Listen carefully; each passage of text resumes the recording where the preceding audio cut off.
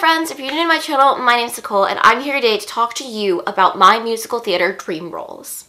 So my favorite theater YouTuber, Amy Lovett, a really darling girl, has done a video talking about her dream roles, and I've seen a couple of other people do it as well, so I thought that I would make one, even though I'm not a performer in any way, other than being really dramatic in my everyday life to everyone around me.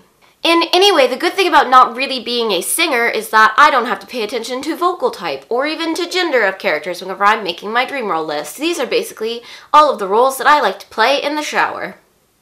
Sounds kind of weird.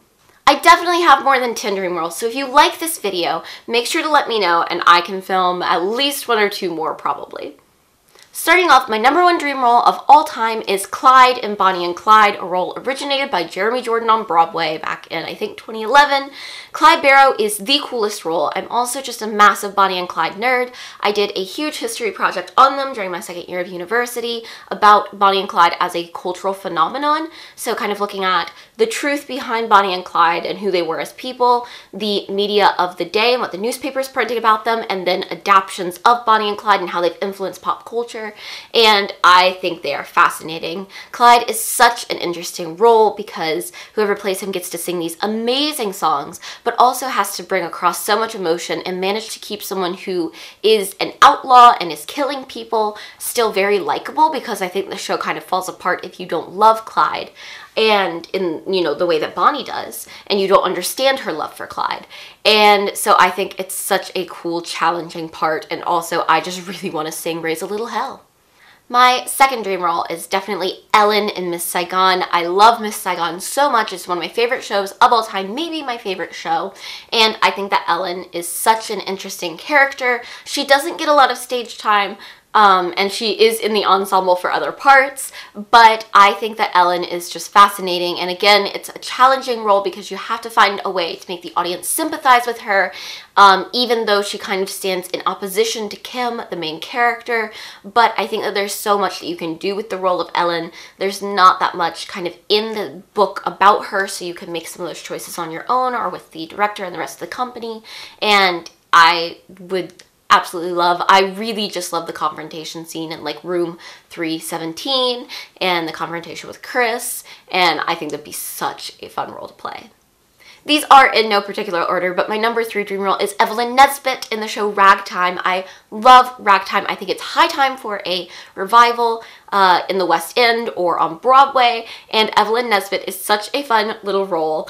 I actually have a very funny story about Evelyn Nesbit. I was at Laura Osnes's concert in New York a couple of years ago, and she would play this game in between songs where she would ask people to finish the lyric to a song, and one of the ones that she did was one of Evelyn's songs, Crime of the Century from Ragtime, and so I raised my hand because I knew the answer, and she called on me, and not only did I have to finish the line, but she made me sing the like wee part that comes at the end of it, which is very funny, but then she also gave me candy. So I love Evelyn Nesbit because it led to Laura Osnes giving me candy.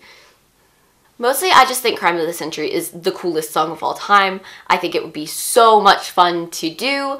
I sing it in the shower all the time. My neighbors probably hate it. My #4 dream role is definitely Marius in Les Mis. I am Marius. I know that about myself.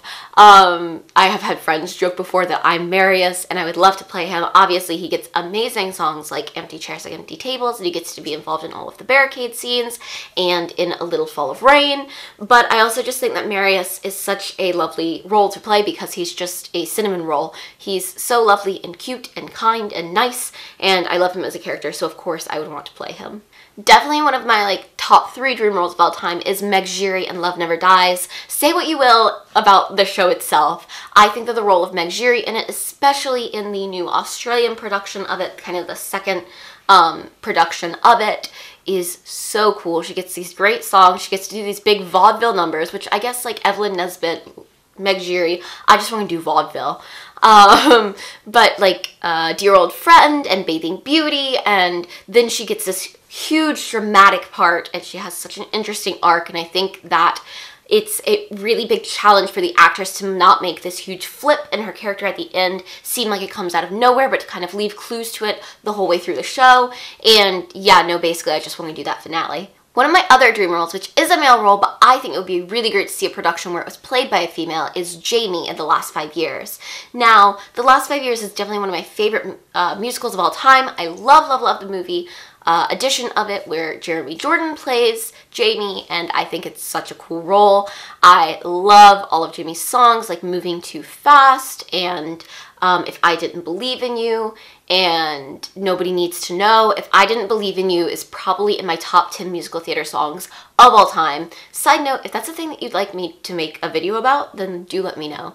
But I just think Jamie is such a cool character to play, and I think that you get to make so many choices as an actor about what you think of Jamie and who you think Jamie is. I know that I have very set ideas. I'm much more Team Jamie than I am Team Kathy, even though I get the whole point of it is that they're both, you know, they're just not right for each other. There's no one person is wrong or the other. But so many people think that Jamie's in the wrong that I have to defend him. My number 7 is Catterick in The Woman in White, and this is definitely one of those shows where I struggled to pick one role that I'd like to play most because obviously Laura is such a great role and such an interesting role for a soprano, but then obviously Marion is also such an amazing role and she gets such great songs and she gets to do so much amazing acting. I would love to play Walter as well because Walter is my favorite male character of all time from the book and the musical. But also, I think that Sir Percival Clyde sounds like such a fun role to play, and you get to like wear a top hat, and that's great.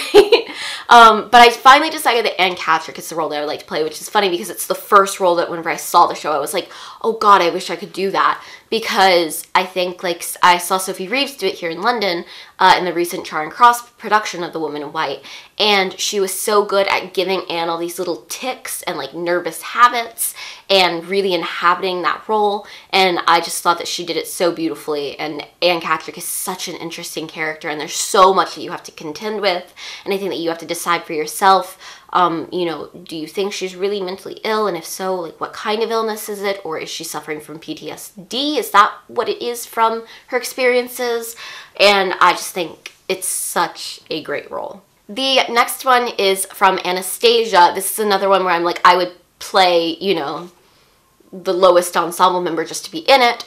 But I think the role of Gleb is so cool. If you don't know, Gleb is a role that was written for the new Broadway production of Anastasia.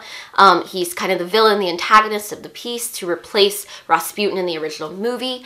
And he was played in the original cast by Ramin Karimloo, who did it beautifully, but he has these gorgeous songs like Still and The Neva Flows, and he gets this big dramatic confrontation. I think what's come out of this is that for someone who hates confrontation in real life, I really want to be in a big musical confrontation. But I think that Gleb is such a cool character, and he's so multifaceted because he's a Russian revolutionary who kind of has to come to terms with his own humanity. And I think it's such a cool part. How many times have I said cool part or interesting character? My last female role, my number 9, is Margot from Bright Star. I love Bright Star. I'm so excited whenever I'm home in April in North Carolina. I'm seeing it on tour. I saw it on Broadway, and it's really special to me to get to see it in North Carolina whenever it's on tour there because it is set in North Carolina, which is my home state. And Margot is such a fun role. She has the song Asheville, which is my favorite song to sing, and it's just a really lovely part and a part that I can relate to really strongly. She works at a bookstore, like she's kind of pining after this guy. Both, I mean, a bookstore and pining after a guy, that's my aesthetic. But I think that Margot must be an amazing role to play. And my last, number 10, definitely not my last actual dream role because I have at least 24 more, but my last one on this list is Pierre from The Great Comet. The Great Comet, again, is one of those shows where I would love to play any role, but I love Pierre Bezukhov so much. I love all of his songs, like the song Pierre, or obviously to get to perform Dust and Ashes is so incredible. And I think it is such a challenging role in many ways because you have to really show Pierre's struggle emotionally and mentally throughout it while also hitting the humor of it because Pierre is in many scenes a very humorous character, but then you get to be in Pierre and Natasha, which I think is one of the most touching moments I've ever seen on stage. But you also get to be in The Duel, which is the craziest number with strobe lights and rave scene in a historical musical. What? Can you tell I've been watching the Lizzie Bennet Diaries lately? I feel like I've picked up mannerisms from it. in any case, I think that to play Pierre would be so great. Not that I could follow in the steps of Josh Groban. Who can? So those are 10 of my top musical theater gender blind dream roles. Let me know what your dream roles are down in the comments below, because I think that this is such an interesting thing to hear about, because everyone's seem to be so personal, but I do think there are some that crop up a lot. So I would love to hear you guys's. If you like this video and you'd like me to film another one like it, do give it a thumbs up so that I know. And if you're not subscribed here, go ahead and click the subscribe button, because it would make my day, because I am inching closer to 300 subscribers, which would make me the happiest girl in the world. Otherwise, I will leave links to my social media down below so that you can find me on Twitter and Instagram. And I will leave a link to my blog as well in case you'd like to read some more theater content there. Thank you so much for watching, and I'll see you next week. Bye! I drink too much. Right now my friend fights and bleeds, and I sit at home and read hours at a time, hours at my screen. Anything, abandoned to distraction. In order to forget, we waste our lives drowning in wine.